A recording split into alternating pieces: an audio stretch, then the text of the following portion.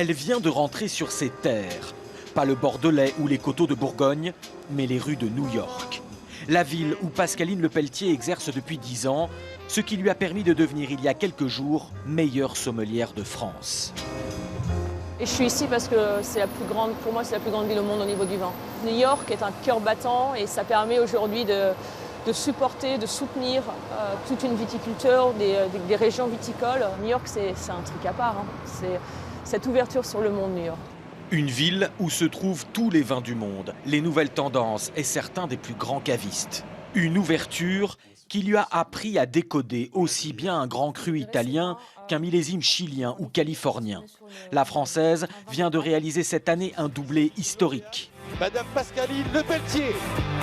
D'abord meilleure ouvrière de France, elle a décroché le titre de première femme meilleure sommelière de France lors du prestigieux concours à Paris. Et c'est entre autres ici, chez cet ami caviste réputé new-yorkais, spécialiste des vins de Loire, que Pascaline Lepelletier s'est entraînée. On va goûter deux Chianins. Pour la préparation, je goûtais probablement 50 vins par jour. Ouais. Vin, spiritueux, saké, et tout. C'est comme du sport et c'est normal. Enfin, notre travail, c'est d'avoir un palais qui est pointu. Le soir, c'est dans ce restaurant de Manhattan qu'elle officie, organisant des dîners pour amateurs très éclairés. Ok, gentlemen, madame, are you ready? Comme celui-ci, autour des vins de la vallée du Rhône, en accord parfait avec les plats. On a un plat de lasagne qu'on a travaillé avec de la viande de différents types de gibier, principalement de la biche, qui a été revenue très doucement. Il va y avoir, le travail a été fait avec aussi un petit peu de comté et ça va être fini avec de la truffe blanche. La tomate va m'aider sur le 2017, par contre la truffe blanche va vraiment m'aider sur le 2000. Et boum, normalement ça va être bien avec les trois. Voilà. Et ses clients très exigeants ne tarissent pas d'éloges. C'est vraiment un honneur de la connaître. Elle fait rayonner la France.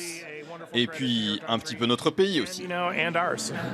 Pour en arriver là, Pascaline Lepelletier a dû batailler dur. Élève brillante, elle se destinait à être professeure de philosophie. La dégustation d'un château d'Yquem 1937 lors d'un mariage est une révélation et la fait bifurquer.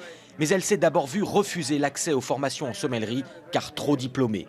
Et pour trouver du travail dans ce métier d'homme, elle a dû affronter les préjugés des grands restaurateurs jusqu'à l'absurde. Moi j'ai une femme qui m'a dit non quand j'ai voulu devenir sommelière, je me suis présentée à elle, elle m'a dit non, qu'elle pensait que j'étais une girouette et que c'était pas fait pour moi.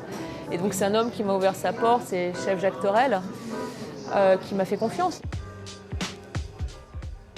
La meilleure sommelière de France va continuer son association avec ce restaurant fondé par un ancien ingénieur français en télécom dans ce New York où tout est possible.